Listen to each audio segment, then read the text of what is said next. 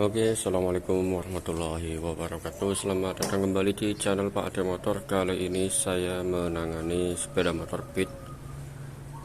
Ini overhaul ya, ataupun ganti piston. Nah, di sini itu ada satu kesalahan dari konsumen ataupun pelanggan pada saat melakukan penggantian busi. Di sini untuk businya itu salah menggunakan yang sesuai standarnya ya, seperti ini contohnya. Inilah yang diakibatkan kalau kalian tidak memahami konstruksi dari bentuk businya ataupun standar busi dari sebuah kendaraan ya. Itu akan mengakibatkan kendaraan juga kehilangan kompresi sedikit ya, ataupun kompresinya itu berkurang. Ini itu diakibatkan karena adanya pemasangan busi yang menggunakan busi tipe pendek ataupun jenis sepeda motor Supra ya. Untuk businya itu pendek seperti ini ya. Ini akan mengakibatkan ketika nanti kalian misalkan mau melakukan penggantian busi yang panjang, ini nanti malahan susah ya. Karena apa? Di bagian dalam sini ya, untuk di bagian ruang tempat businya itu kan untuk tempat ulirnya ataupun tapnya itu sudah terkena yang namanya kerak ini ya, kerak karbon. Kalau misalkan kalian mau mengganti busi yang panjang, berarti kalian nanti itu harus melakukan yang namanya pembersihan dulu di bagian dudukan businya ya. Nah, di sini bisa kalian menggunakan tap ya. Tapi kalau misalkan kalian nggak punya tap yang namanya tap ya, nggak punya yang namanya tap, kalian bisa menggunakan bekas dari busi yang panjang ya, ataupun busi apapun, entah itu Supra, Beat, ya itu kan sama saja panjangnya. Nah, di sini akan saya jelaskan bagaimana kondisi ketika kalian mengganti busi yang tadinya panjang diganti yang pendek ya. Itu akan berakibat seperti ini.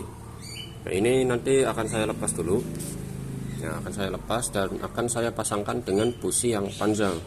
Nanti apakah bisa dipasang atau tidak ya, kalau misalkan kita gunakan busi yang panjang langsung tanpa harus membersihkan dari bagian dudukan businya.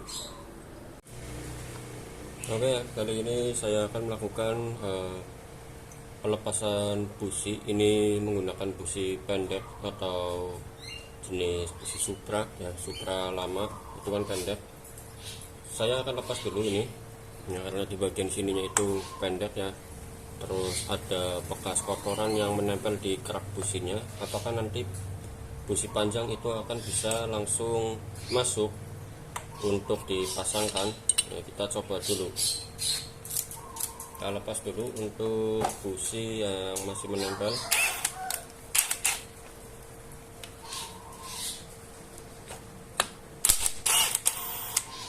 Oke, nah ini dia kesalahan dalam penggunaan busi. Ini juga akan mengakibatkan kompresi hilang.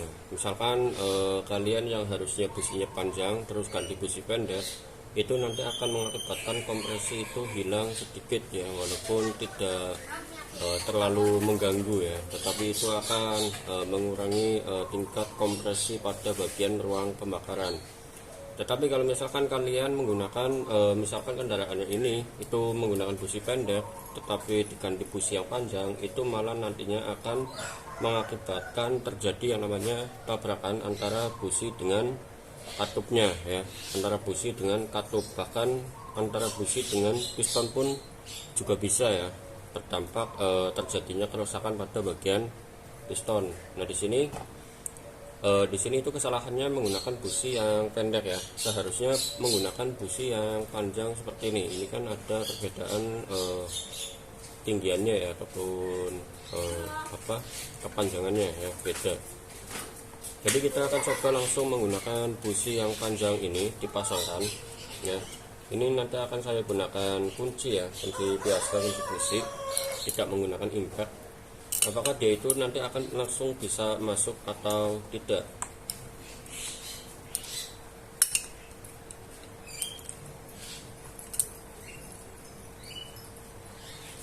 Nah, sampai posisi segini ya, ini udah begitu kerasa kenceng ya, karena kondisinya itu di bagian dalamnya itu seret karena adanya kerak karbon yang menempel di unit businya.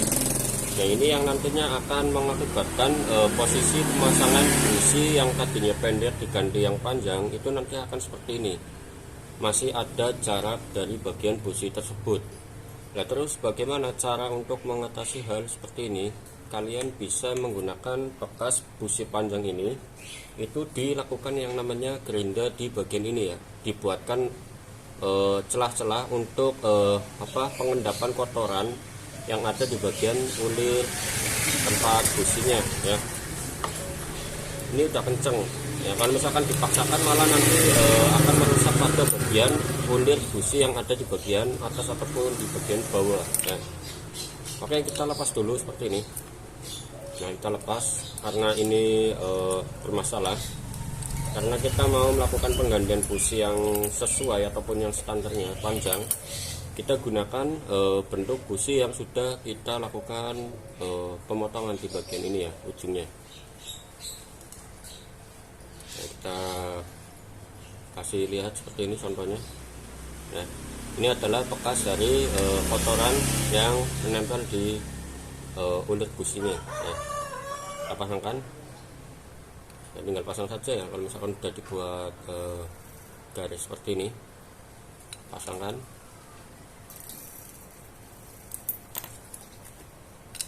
Tinggal kencangkan.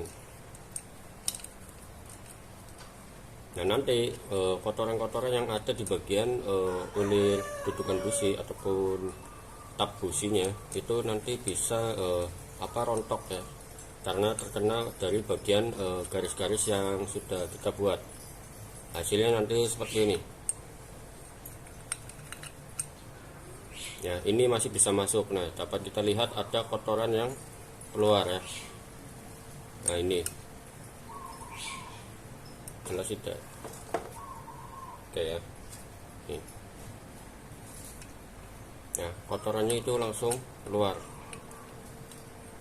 terdorong karena kita sudah menggunakan jenis tab busi ya. Oke, nah ini contohnya ya, yang sudah terkumpul kotoran-kotoran yang ada di bagian kedudukan dari businya ya. Oke, nah di sini tinggal kita lepas saja busi yang tadi ini yang sudah kita pasang. Kita lepas ya, dan dapat kita lihat ini sebelum saya lepas, ini sudah full masuk. Nah, ini sudah full masuk, tidak seperti yang tadi hanya separuh ya. Ini tinggal kita lepas lagi ya, lepas, dan nanti bisa digunakan dengan menggunakan busi yang standarnya ataupun busi yang panjang.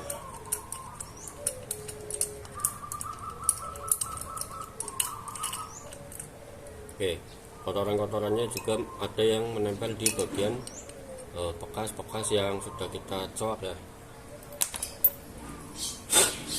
Oke, kita pasangkan dengan menggunakan busi yang biasa, tidak ada coakannya ya.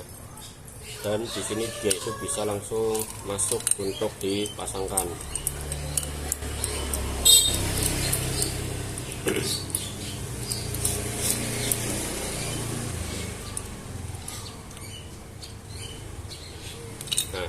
Nah, ini yang tadinya tidak full masuk, sekarang sudah full ya, langsung masuk secara keseluruhan. Dan sini timbul udah keluar seperti ini ya, ada dari bagian elektroda businya. Nah, jadi caranya seperti itu untuk melakukan perbaikan ataupun perawatan kedudukan busi yang tadinya menggunakan busi yang pendek terus mau diganti yang panjang.